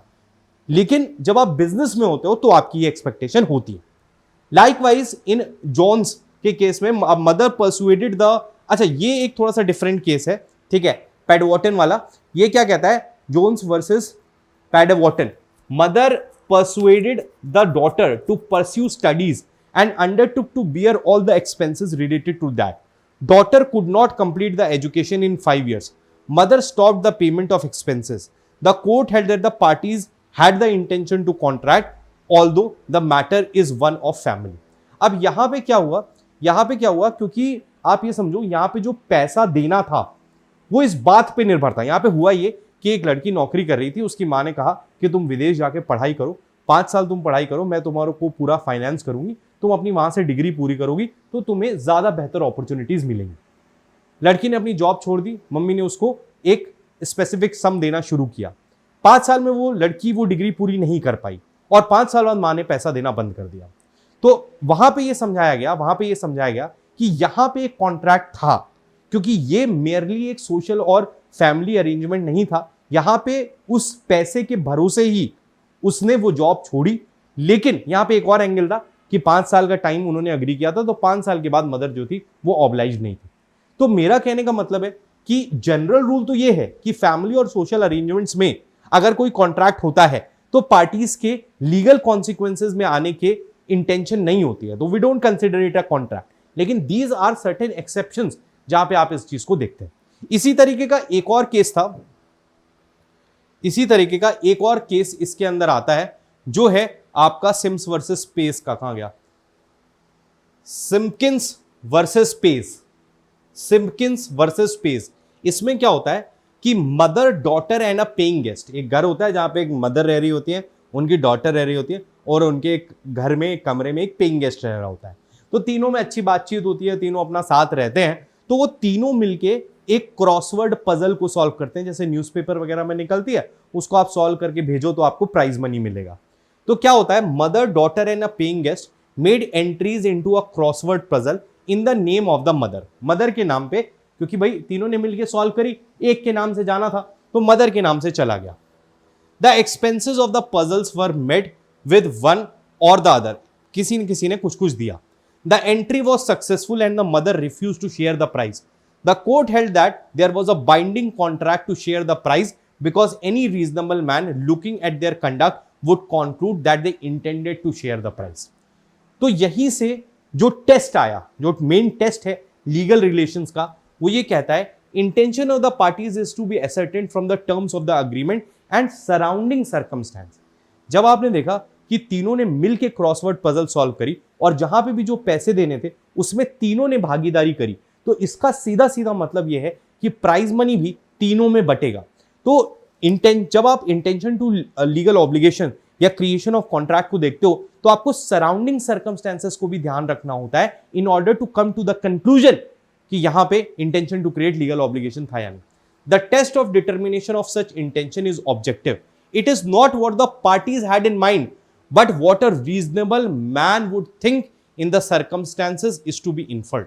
मतलब ये नहीं देखा जाएगा कि आपने अपने मन में क्या सोचा, बट एक रीजनेबल इंसान के दिमाग में क्या चीज आएगी by doing this, that is important. That is important when we are deciding the intention to create legal obligation. तो यहां पे हमारा, इसको मैं समराइज करता हूं फटाफट से। देखिए, मैं आपको सिंपल कह रहा हूं कि जब आप एक कॉन्ट्रैक्ट का फॉर्मेशन देखते हो तो आप definitely proposal, acceptance, promise, consideration, section 10 की requirement, major, minor, free consent, ये सारी चीजें देखते हो। But it in addition to that एक और एसेंशियल होता है for the formation of contract, that is the intention to create a contract और intention to get into legal obligation. ये डायरेक्टली आपके कॉन्ट्रैक्ट एक्ट में दिया नहीं हुआ है, but this is an essential for the formation of contract. ये बात आपको समझ में आती है। इसके बाद मैंने आपको बताया कि सोशल और फैमिली अरेंजमेंट में इस तरह के कॉन्ट्रैक्ट्स होते हैं जहां पार्टीज की इंटेंशन नहीं होती है कॉन्ट्रैक्ट क्रिएट करने के लिए, इसलिए हम देखते हैं कि वो एनफोर्सेबल नहीं होते हैं कोर्ट ऑफ लॉ में। ये बात आपको समझ में आ गई। यहां पे हमने देखा बाल्फर वर्सेस बाल्फर का केस, जहां पे एक हस्बैंड अपनी वाइफ को वॉलंटरी पेमेंट कर रहा था बिना किसी लीगल ऑब्लिगेशन के, और जब उसने उस पेमेंट को स्टॉप कर दिया तो वाइफ ने कोर्ट में केस किया कि इसको करना चाहिए क्योंकि इसने कॉन्ट्रैक्ट किया, तो उसको फैमिली अरेंजमेंट माना गया और वाइफ सक्सेसफुल नहीं हुई। कॉन्ट्ररी मैकग्रॉगर वाला जो केस था उसमें आपने देखा कि क्योंकि एक सेटलमेंट हुआ था, कंप्लेंट वापस लेंगे, केस वापस लेंगे, बदले में हम आपको मेंटेनेंस देंगे, तो उसमें कोर्ट ने हेल्ड किया कि ये एक वैलिड कॉन्ट्रैक्ट है क्योंकि यहाँ इंटेंशन ऑफ द पार्टीज थी to enter into legal obligation. इसी तरीके से हमने देखा कि स्किम्स वर्सेस पेस के केस में जहां पे तीन लोगों ने मिलकर क्रॉसवर्ड पजल अगर सॉल्व करी और जो भी पैसा लग रहा था वो तीनों ने लगाया मिलके, तो जो रिवॉर्ड होगा वो भी तीनों को मिलेगा, इररिस्पेक्टिव मदर कुछ भी सोच रही हो या एक इंसान के दिमाग में कुछ भी चल रहा हो। तो these are the 4-5 cases that you have to remember when we discuss the intention to create legal obligations या intention to create a contract। communication of proposal और proposal in general के बारे में बात करेंगे। जब आप proposal के बारे में बात करते हो, जिसको हम यहाँ पे ऑफर बोलते हैं, इंग्लिश लॉ में प्रपोजल बोलते हैं, इंडियन लॉ में ऑफर बोला जाता है और इंग्लिश लॉ में प्रपोजल बोला जाता है। प्रपोजल या ऑफर जो होता है that is the first step of a contract. Proposal जब एक्सेप्ट होता है तो एक प्रॉमिस बनता है, उसमें कंसिडरेशन लगता है, अग्रीमेंट बनता है, सेक्शन 10 अपने में बात की थी। तो this is the first step of creation of a contract, जो कि है ऑफर या प्रपोजल। अब ऑफर या प्रपोजल से रिलेटेड कौन कौन से केसेस आपको ध्यान रखने हैं फॉर योर कॉम्पिटिटिव एग्जाम्स, इसको आज के सेशन में हम देखने वाले हैं। पहला है कम्युनिकेशन व्हेन कंप्लीट। सेक्शन 4 को अगर हम देखते हैं तो वो ये बताता है कि communication of proposal is complete when it comes to the knowledge of the person who is accepting, या जिसको प्रपोजल किया गया था, जिस भी व्यक्ति को प्रपोजल किया गया था उसकी जानकारी में जब तक प्रपोजल नहीं पहुंचेगा तब तक प्रपोजल इज नॉट कंप्लीट। इसके लिए जो लैंडमार्क जजमेंट आपको पढ़ना है वो है लालमन शुक्ला वर्सेस गौरी दत्त का। Very relevant and very popular case. इसमें interpreted the word there to and held that a person can not claim to have accepted a proposal without having the knowledge of it. एक simple सा logic है कि अगर आपको कोई proposal दिया गया है तो बिना उस प्रपोजल की नॉलेज आप तक पहुंचे आप उस प्रपोजल को एक्सेप्ट नहीं कर सकते। So a proposal can only be accepted when it has been communicated to you और at least you have received the information of that proposal. Lalman Shukla versus Gauri Datt, landmark judgement on this point. क्या कहता है देखिएगा इसमें हुआ क्या था, the plaintiff who was the servant of the defendant was sent to search for the boy. इसका एक नेफ्यू था, बच्चा था, वो खो गया था, तो उसने अपने सर्वेंट को उसको खोजने के लिए भेजा। Once the servant has left the home to search for the child, after that the defendant issued handbills announcing reward of 501 rupees to anyone who finds the boy. मतलब उसके सर्वेंट जब निकल गया उसको ढूंढने के लिए, उसके बाद उसने एक हैंडबिल इशू किया, एक तरह से एक प्रपोजल निकाला कि जो भी मेरे बच्चे को ढूंढ के लाएगा उसको मैं 500 रुपए का इनाम दूंगा। Plaintiff came to know about the offer after he search the boy and informed the defendant. तो जो सर्वेंट था वो क्योंकि पहले ही घर से निकल चुका था उसके बच्चे को ढूंढने के लिए, तो उसको ढूंढने के बाद और उसको वापस लाने के बाद उसको ये पता चला कि 501 रुपए का पुरस्कार भी था जो उस व्यक्ति को मिलने वाला था जो उसके बच्चे को ढूंढ के लाए। प्लेंटिफ क्लेम्ड द अवार्ड, तो उस सर्वेंट ने अवार्ड को क्लेम किया। It was held that since the plaintiff was ignorant of the offer, his act of finding the boy did not amount to acceptance. The court held that in order to constitute a contract, there must be acceptance to offer and there cannot be any acceptance unless there is knowledge to the offer. तो दूसरी बात जो निकल के आती है कि आपके पास अगर किसी भी प्रपोजल की नॉलेज नहीं है तो किसी भी प्रकार से आप उसको एक्सेप्ट नहीं कर सकते। यहाँ पे भी ऐसा ही हुआ था, उसने कहा कि ये प्राइस था तो मैंने इसको एक्सेप्ट कर लिया, but he did not have the knowledge. So what is important is that the proposal must be communicated. Unless and until the proposal is communicated to the other person, he cannot accept it and he cannot claim that he has accepted the proposal. Basic principle है, इसका ये case आपको याद रखना है। आगे बढ़ते हैं। जब हम ऑफर की बात करते हैं तो ऑफर को दो कैटेगरीज में बांटा जाता है। एक होता है जनरल ऑफर, एक होता है स्पेसिफिक ऑफर। जनरल ऑफर का मतलब होता है जो वर्ल्ड एट लार्ज को किया जाता है, और स्पेसिफिक ऑफर का मतलब होता है किसी एक स्पेसिफिक पर्सन को किया जाता है। ठीक है, specific offer is made to a specified a certain person while general offer is made to the public or the world at large. ठीक है, अगर मैं आपको एक प्रपोजल डायरेक्टली भेज रहा हूं तो वो एक स्पेसिफिक ऑफर है, और अगर मैं इस तरह का प्रपोजल करता हूं कि जो भी इसको एक्सेप्ट करेगा या जो भी रिक्वायरमेंट्स को फुलफिल करेगा उसके साथ मेरा कॉन्ट्रैक्ट होगा, तो वो जनरल ऑफर होता है। बहुत बेसिक बात है, आपको इसके बारे में पता है। Earlier in Weeks versus Talbert, the court was of the view that offers must be made to a definite person and not to the world at large. तो एक केस जो पहले था Carlill versus Carbolic Smoke Ball के पहले, उसमें यह कहा गया था कि ऑफर हमेशा जनरल नहीं हो सकता, it always has to be specific. मतलब प्रपोजल करने वाला व्यक्ति स्पेसिफिक होना चाहिए और जिसको किया जा रहा है वो भी स्पेसिफिक होना चाहिए। लेकिन जब आप लॉ को भी पढ़ेंगे तो ये समझ में आता है कि प्रपोजल जब निकलता है तो वो एक एसर्टेन व्यक्ति के द्वारा होना चाहिए, उसको एक्सेप्ट कोई भी कर सकता है। तो ये जो एक केस था जिसको ओवर रूल किया गया Carlill versus Carbolic Smoke Ball में, वो था वीक्स वर्सेस टाइबाल्ड, जिसमें कोर्ट ने माना था, जिसमें कोर्ट का ये मानना था कि ऑफर हमेशा स्पेसिफिक इन नेचर होता है and there is nothing as a general offer, जिसको ओवरराइड किया गया Carlill versus Carbolic Smoke Ball में। This was overruled in Carlyle versus Carbolic Smoke Ball. The current position is that the offer can be made to the world at large, but the contract is made only with such person or persons who fulfill the conditions of the proposal and accept it. तो जब आप proposal करते हैं तो आप world at large को कर सकते हैं, बट कॉन्ट्रैक्ट उसी के साथ डीम किया जाएगा जिस व्यक्ति ने उसकी कंडीशंस को फुलफिल किया है, उसको एक्सेप्ट किया है। कॉन्ट्रैक्ट उसके साथ ही क्रिएट होगा। कॉन्ट्रैक्ट हर एक व्यक्ति के साथ नहीं होगा, लेकिन हर एक व्यक्ति को प्रपोजल की इंफॉर्मेशन जरूर दी जा सकती है। According to Anson, offer need not to be made to the ascertained person.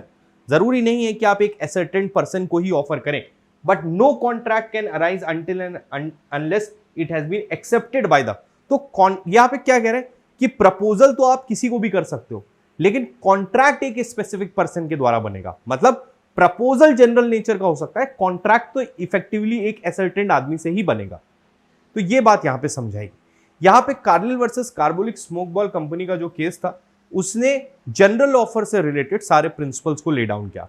Cornell versus Carbolic Smoke Ball company का केस हर एक व्यक्ति को पता होता है। एक बार इसको फिर से पढ़ते।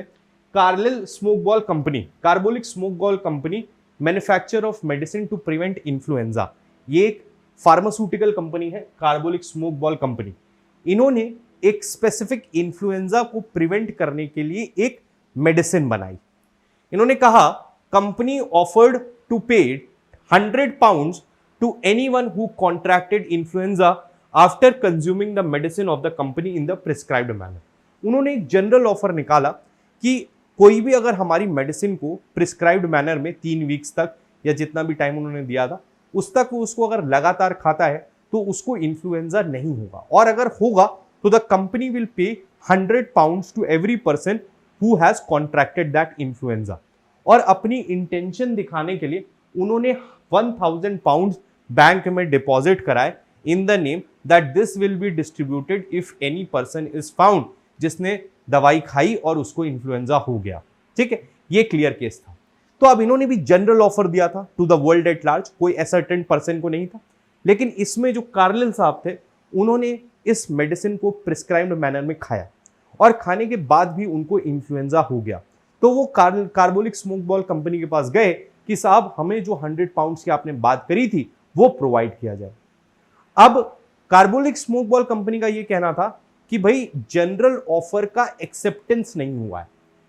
स्मोक बॉल कंपनी का ये कहना था कि अगर कार्लिल को ये दवाई खानी ही थी या इस चीज को, इस ऑफर को एक्सेप्ट करना ही था तो उनको हमारे पास आना चाहिए था और कहना चाहिए था कि हम आपका प्रपोजल एक्सेप्ट करते हैं, और फिर वो दवाई खानी चाहिए थी और उसके बाद अगर इनको इन्फ्लुएंजा होता तो हम पैसे देते।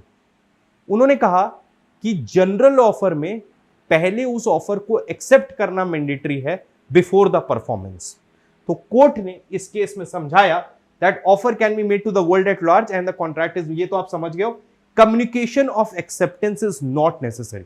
तो जो लॉ पॉइंट यहां पे दिया गया वो ये दिया गया कि in a case of general offer communication of acceptance is not mandatory. क्या दिया गया कि communication of acceptance is not necessary, performance of the condition is a sufficient acceptance without communication. मतलब अगर आपने अपने जनरल ऑफर में कोई कंडीशन रखी थी और सामने वाली व्यक्ति ने उस कंडीशन को स्वीकार दिया है तो दैट इज सफिशिएंट एक्सेप्टेंस। उसके लिए एक्सेप्टेंस कम्युनिकेट करने की आवश्यकता नहीं है जनरल ऑफर के केस में।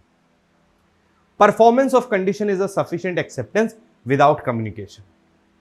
General offer is continuing in nature and it is open for acceptance to any number of person unless it is retracted। तो सेम बात इन्होंने कही कि जनरल ऑफर के केस में ऐसा नहीं है कि एक बार अगर किसी ने ऑफर एक्सेप्ट कर लिया तो ये ऑफर खत्म हो जाएगा। ये एक कंटिन्यूअस ऑफर होता है जो लगातार चलता रहता है जब तक जो कंपनी थी वो उसको रिट्रैक्ट ना कर ले कि भाई अब हम किसी को भी पैसे नहीं देंगे और अब हमारी कोई भी दवा खाने के बाद भी इन्फ्लुएंजा होता है तो वी आर नॉट रिस्पॉन्सिबल। जब तक वो अपना जनरल ऑफर रिवोक नहीं करते हैं तब तक जितने भी लोग इस जनरल ऑफर को लेंगे all of them will be eligible for the benefit. ठीक है, चलिए नेक्स्ट देखते हैं Harbhajan Lal Harcharan Lal, same case. It was held that there can be offer made to the world at large. In this case a boy went missing and the father issued handbills to find the boy and offered a reward of ₹500 to anyone who finds the boy. The plaintiff got to know the offer and on seeing the boy he took him to the police station and informed boy's father. The court held that the handbill was a general offer open to the world at large. It was capable of acceptance by the performance of condition. एक सिर्फ catch जो इसमें है, जो लैनचेस्टर versus वॉल्च में दिया था, वो है थ्योरी ऑफ फर्स्ट इंफॉर्मेशन। कभी कभी जो आपके जनरल ऑफर्स होते हैं वो इस नेचर के होते हैं कि वो फर्स्ट इंफॉर्मेशन आने पर एग्जॉस्ट हो जाते हैं। जैसे हरभजन लाल वर्सेस हरचरण लाल या लालमन शुक्ला वर्सेस गौरी दत्त में अगर उसके बच्चे को ढूंढना था तो पहला व्यक्ति जो उसके बच्चे को ढूंढ के लाया वहीं पे वो कॉन्ट्रैक्ट खत्म हो गया। मेरी बात ध्यान से समझना।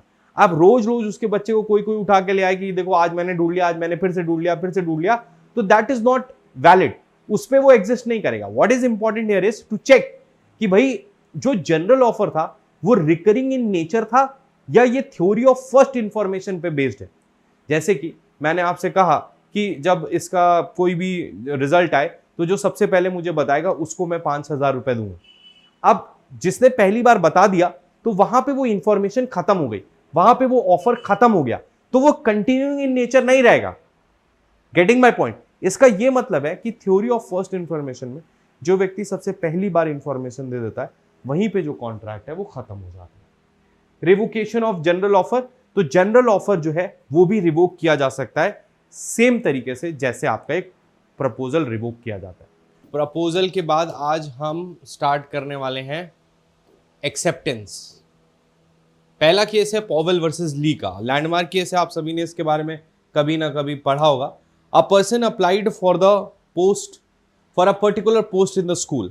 The manager passed a resolution appointing him, but the decision was not communicated. To him. एक सेकंड में कुछ दिक्कत कर रहा है।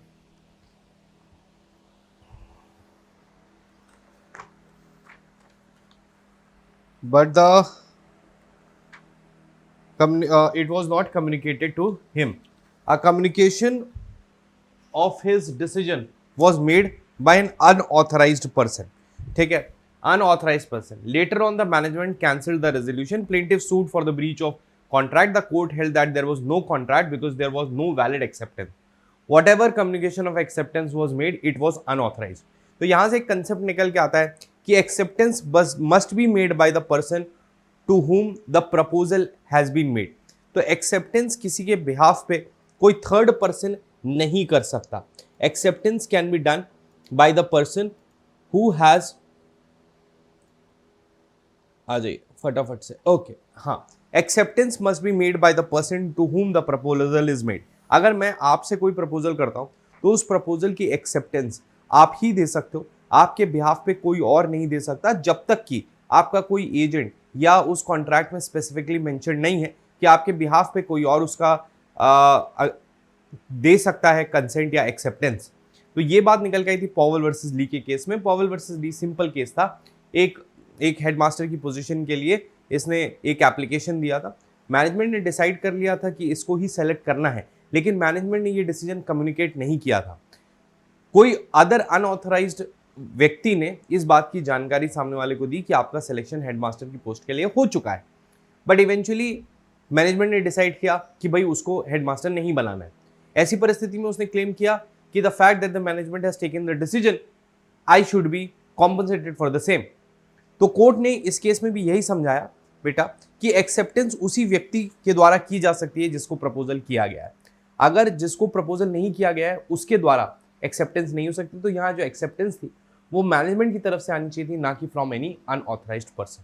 ठीक है, नेक्स्ट है Bhagwan Das versus Govardhan Das Kedia versus Girdhari Lal Purushottam Das and company. Supreme Court held that the agreement does not result from a mere state of mind. Intent to accept the offer or mere mental resolve to accept does not gives rise to an agreement. There must be some external manifestation like speech, writing or conduct. जब भी आपको कोई proposal दिया जाता है, उस proposal को अगर आपने मन में मान लिया लेकिन आपने उसको अपने किसी भी जेस्चर, राइटिंग, स्पीच या अदरवाइज कम्युनिकेट नहीं किया, तो that will not be considered as acceptance. The fact that you have accepted in your mind is no consideration in the eyes of law. कहने का ये मतलब है कि इट इज़ वेरी इंपॉर्टेंट कि जो एक्सेप्टेंस है वो कम्युनिकेट किया जाए. जिस भी तरीके से कहा गया है या जिस भी तरीके से एक रीजनेबल इंसान को एक्सपेक्टेड है उसी तरीके से जो है इसको किया जाना चाहिए. करेक्ट. एक और केस था, ये एक इसी का एक्सटेंशन है. यहाँ पे कंडक्ट के द्वारा एक्सेप्टेंस हुआ. मैंने आपको बताया कि अगर कोई प्रपोजल है तो आप उसको अगर एक्सेप्ट करना चाहते हो तो mental acceptance is not valid. आपको किसी ना किसी तरीके से उसको एक्सेप्ट करना पड़ेगा. ये पॉइंट आपने समझा. इसके बाद ये है कि ये एक जो केस है ये कहीं ना कहीं इसका एक्सटेंशन है. इसको एक बार पढ़िएगा. A was supplying coal to a railway company without any formal agreement. दो कंपनी थी, रेलवे कंपनी थी और ये ब्रॉकडेन नाम का था जो कोल सप्लाई करता था मेट्रोपॉलिटन रेलवे कंपनी को. ये दोनों आपस में बहुत टाइम से कॉन्ट्रैक्ट कर रहे थे, लेकिन इनके बीच में कोई भी फॉर्मल अग्रीमेंट नहीं था. Agents of both the parties met and drew up a formal agreement and send to the railway company. दोनों मिले, उन्होंने सोचा बहुत टाइम से हम लोग एक रिटन कॉन्ट्रैक्ट नहीं रखे हुए हैं, तो एक काम करते हैं, एक फॉर्मल अग्रीमेंट को ड्रॉ करते हैं. और उस अग्रीमेंट को ड्रॉ करने का इन्होंने डिसीजन लिया. ठीक है. Agent of the company put the agreement in the drawer without signing approval. However supply was continued on the terms of the new agreement. मतलब यहां पे कंपनी के पास कॉन्ट्रैक्ट पहुंचा, कंपनी ने कॉन्ट्रैक्ट को साइन नहीं किया, लेकिन जो नए टर्म्स ऑफ द कॉन्ट्रैक्ट थे उसके आधार पे अपना ट्रांजैक्शन स्टार्ट कर दिया। What I am trying to tell you here is कि उन्होंने कंसेंट नहीं दी, उन्होंने कंसेंट नहीं दी साइन करके, लेकिन उन्होंने नए टर्म्स के हिसाब से अपना ट्रांजैक्शन स्टार्ट कर दिया। समझिएगा इस बात को। However, supplies was continued on the terms new agreement. Court held that the conduct of the company's agent is keeping the agreement in the drawer was an evidence of the fact that he mentally accepted it. But his retention of the agreement was not sufficient to accept it. However, the subsequent conduct of the parties in supplying and accepting the coal on the terms of the new agreement was sufficient manifestation. The acceptance was given when the company started dealing with other on the renewed terms. तो कहने का मतलब है कि एक तरफ ये concept आता है आपका कि अगर कोई भी प्रपोजल दिया गया है तो उसकी एक्सेप्टेंस कम्युनिकेट होनी चाहिए, मैनिफेस्ट होनी चाहिए किसी भी तरीके से। नाउ द फैक्ट इज कि मेंटली अगर आपने एक्सेप्ट कर दिया, दैट इज नो एक्सेप्टेंस। ये बात आपको समझ में आ गई।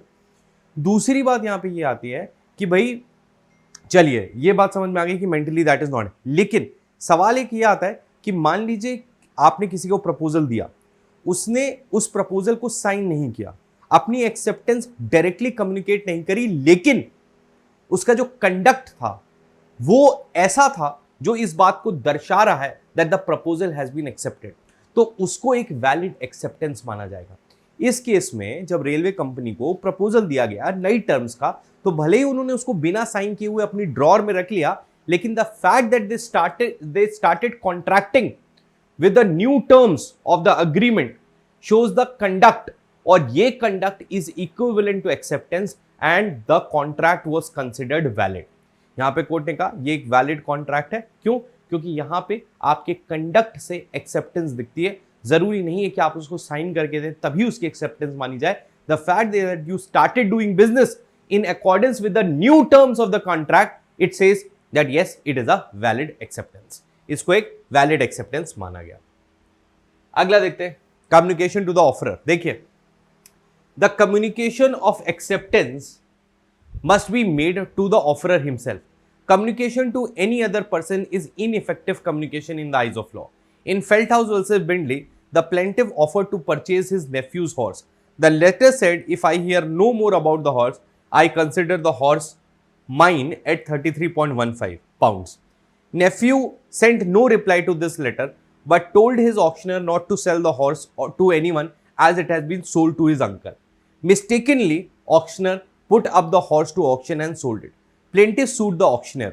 The action failed. The court said that the acceptance of the offer must be communicated to the offerer or his agent. The court also held that the offerer cannot impose on the acceptor the burden of refusal or duty to reply.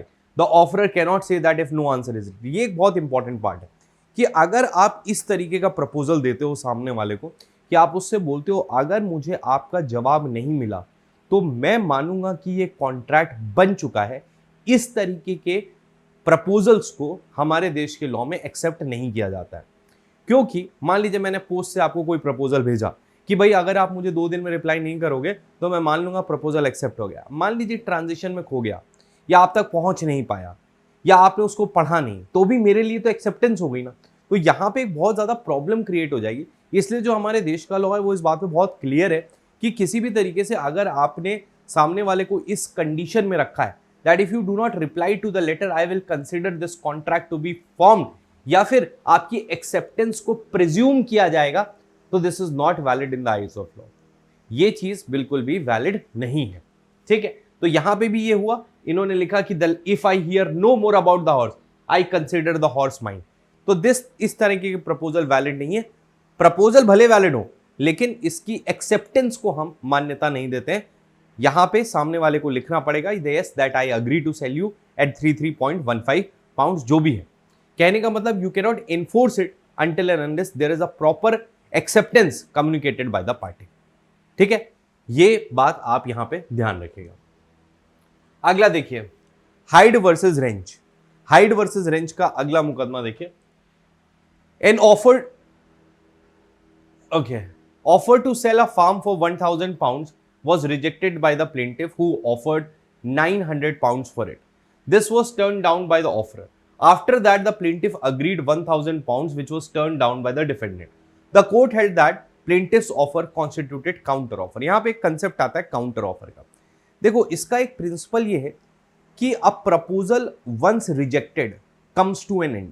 इसका ये मतलब होता है कि अगर आपने किसी से कोई प्रपोजल किया और उसने वो प्रपोजल मना कर दिया और अपना एक काउंटर प्रपोजल दिया, और मान लीजिए काउंटर प्रपोजल आपको एक्सेप्ट नहीं हुआ और आपने कहा मुझे पिछला वाला प्रपोजल एक्सेप्टेड है, तो that will not constitute a contract.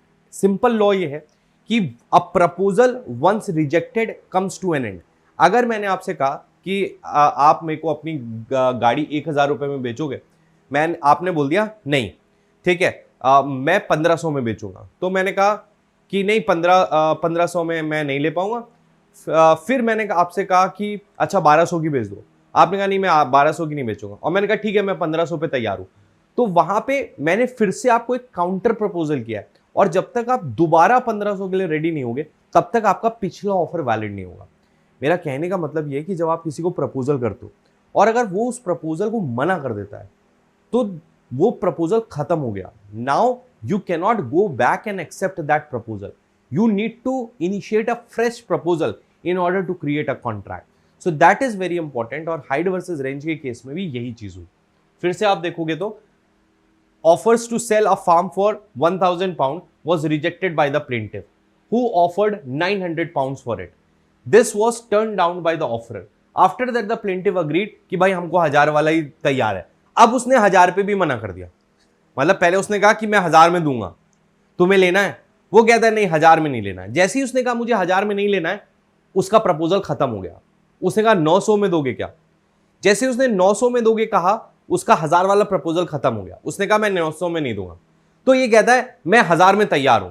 वो कहता है अब मैं 1,000 में भी नहीं दूंगा. तो आप ये नहीं कह सकते कि मैंने इसका पिछला प्रपोजल एक्सेप्ट कर लिया तो कॉन्ट्रैक्ट का फॉर्मेशन हो गया. That is not possible.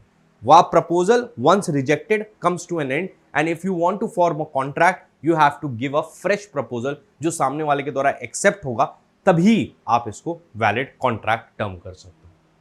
ठीक है? Provisional acceptance. When an acceptance is subject to the final approval, it is called provisional acceptance.